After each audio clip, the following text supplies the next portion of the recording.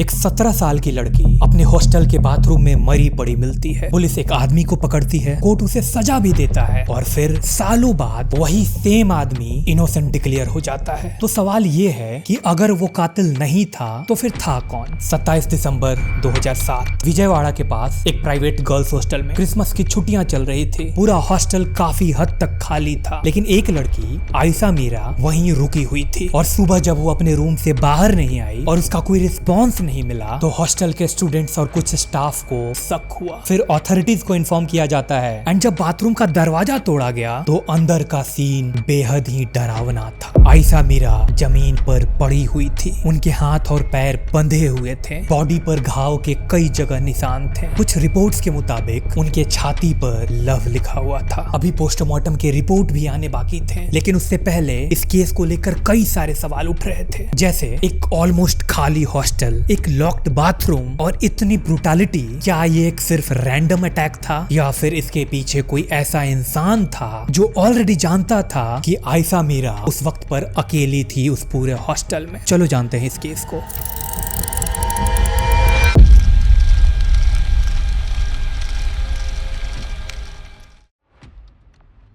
Look, इस incident ने पूरा आंध्र प्रदेश को हिलाकर रख दिया था। स्टूडेंट्स, एक्टिविस्ट, वुमेन ग्रुप्स सब के सब सड़क पर उतर गए थे आयशा मीरा के न्याय के लिए, और इसी कारण से पुलिस के ऊपर दबाव भी बढ़ने लगी थी। और फिर पुलिस ने भी इन्वेस्टिगेशन स्टार्ट की। कुछ ही दिनों के इन्वेस्टिगेशन के बाद सबसे पहला अरेस्ट होता है एक लड्डू नाम के आदमी का, लेकिन उसके खिलाफ कोई स्ट्रॉन्ग एविडेंस नहीं मिलता है और कुछ ही टाइम में उसे रिलीज भी कर दिया जाता है। और उसके रिलीज के बाद ही एक बार फिर से एक केस जीरो पर चल जाता है। पुलिस के लिए परेशानियां बढ़ रही थी क्योंकि उनके ऊपर काफी दबाव भी आ रहा था और अभी तक इस केस में कोई कातिल पकड़ा नहीं गया था। फिर करीब 8 महीने बाद जाकर अगस्त 2008 में पुलिस ने एक पी सत्यम बाबू नाम के इंसान को अरेस्ट किया। पेशे से सत्यम एक डेली वेज वर्कर था, काफी लोअर इकोनॉमिक बैकग्राउंड से बिलोंग करता था सत्यम। और फिर तुरंत पुलिस वालों ने एक डिटेल्ड रिपोर्ट प्रेजेंट की इस केस को लेकर। पुलिस के अकॉर्डिंग सत्यम बाबू हॉस्टल में घुसता है, आयशा को टारगेट करता है, फिर वापस जाकर एक चटनी कुटने वाला पत्थर लाता है और उसी पत्थर से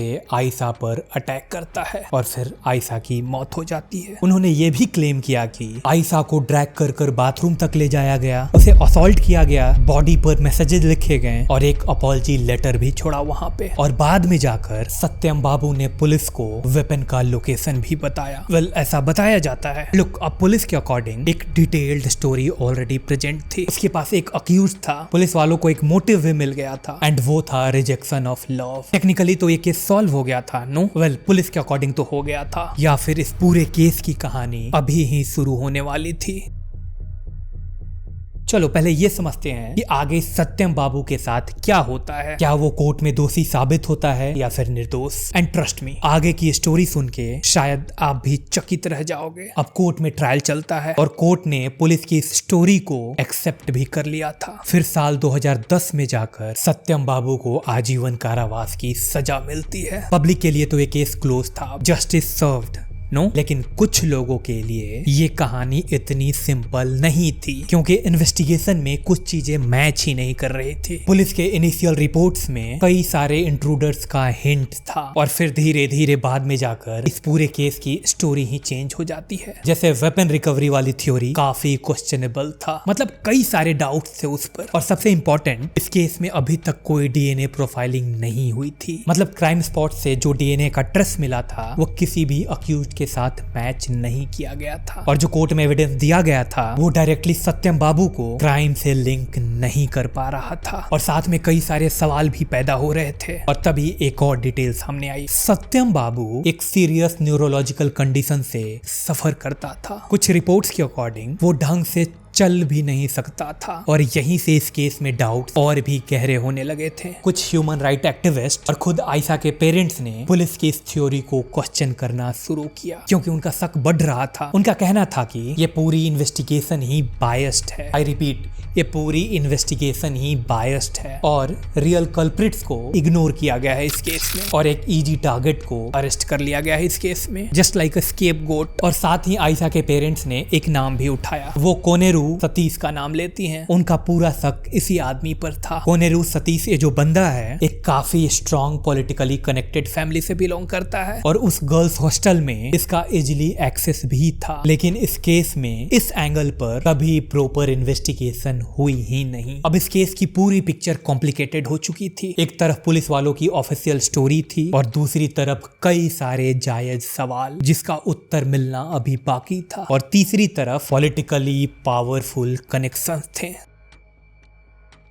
इस केस में कई साल बीत जाते हैं। सत्यम बाबू अभी भी जेल में था, जिसका न्यूरोलॉजिकल कंडीशन ठीक भी नहीं था, लेकिन ये केस अभी भी खत्म नहीं हुआ था। इस केस की लड़ाई अभी जारी थी। आयशा के पेरेंट्स न्याय के लिए अभी भी भटक रहे थे, क्योंकि वो कोर्ट के इस फैसले से संतुष्ट नहीं थे, सेटिस्फाई नहीं थे, क्योंकि सच अभी भी क्लियर नहीं था। फिर साल 2017 में जाकर कोर्ट का एक ऐसा डिसीजन सामने आता है जिससे इस केस की पूरी कहानी ही पलट जाती है। कोर्ट का बोलना था इस केस में एविडेंस ही नहीं है और जिस आदमी को इस केस में किलर माना गया था वो अचानक से अब इनोसेंट हो गया था। करीब 8-9 साल की सजा काटने के बाद तो सवाल यहीं से शुरू होता है कि अगर सत्यम बाबू कातिल नहीं था तो फिर आयशा मीरा का कातिल था कौन, उसे किसने मारा, और सबसे बड़ा सवाल क्या इस केस में सच में किलर कभी पकड़ा नहीं जाएगा या फिर किसी ने उसे बचाया है, और अगर हाँ तो वो कौन था। और दूसरी बात, क्या कानून न्याय हम सभी के लिए बराबर है, क्योंकि सत्यम बाबू के बीते हुए उसका 8 साल कौन लौटाएगा, उसका ट्रॉमा का क्या, उसके परिवार पर जो बीता उसका क्या। हाँ, कोर्ट ने थोड़ा बहुत उसे कंपनसेशन दिया, but was it enough, was it really a fair game? Please comment कर बताएं।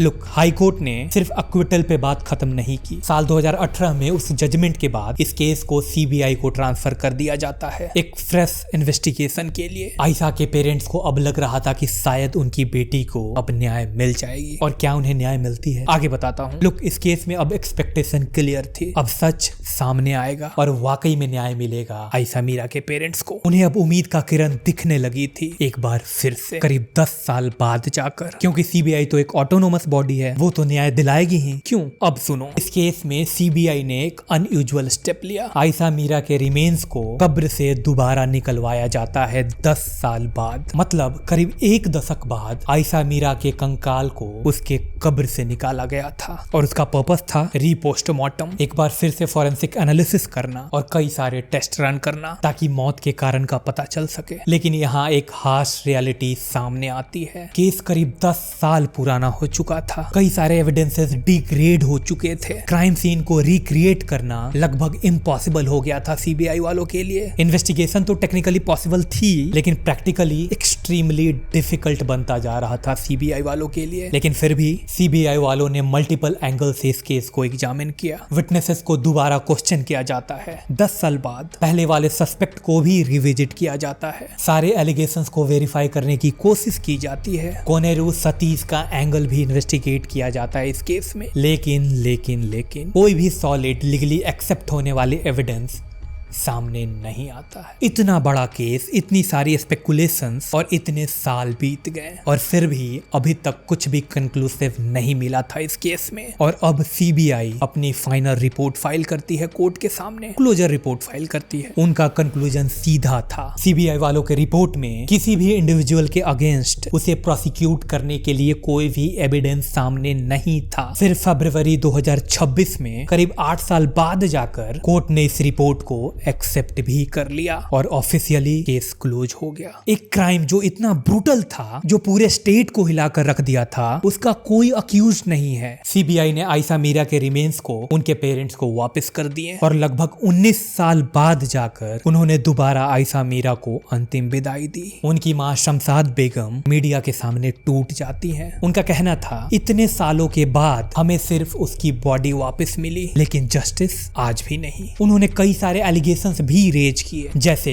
इस केस में एविडेंस के साथ टेम्पर किया गया है, एफआईआर में गलत डिटेल्स भरे गए हैं, क्राइम सीन कॉम्प्रोमाइज था, और हाँ, एक बार फिर 8 साल के इन्वेस्टिगेशन के बाद सीबीआई का बोलना था कि इस केस में एनफ एविडेंस ही नहीं था और इस घटना को घटित हुए करीब 19 साल का वक्त बीत गया था। लेकिन ना पुलिस वालों ने और ना ही सीबीआई वालों ने एविडेंस का पता लगा पाया, या फिर उसे पता लगाने नहीं दिया गया। I don't know neither I have any clue. आप बताओ। और आज लगभग 2 दशक के बाद इस लीगल सिस्टम के हिसाब से कोई भी आयशा मीरा का किलर नहीं है। आयशा मीरा को किसी ने नहीं मारा। No one killed Ayesha Meera. तो फिर वो कैसे मरी? उसके हाथ पैर किसने बांधे थे? उसके छाती पर किसने लिखा था? ये सवाल भी शायद आयशा मीरा के साथ दफन हो गया। और अब हम लोग शायद कभी नहीं जान पाएंगे आयशा मीरा के कातिल को। और वो शायद आज भी कहीं चैन की रोटियां तोड़ रहा है, इस समाज में खुला घूम रहा है। लुक, मैं आपसे एक बार फिर से पूछता हूँ, क्या इस देश में न्याय सबके लिए बराबर है? ये थी आज की केस स्टडी। बाय।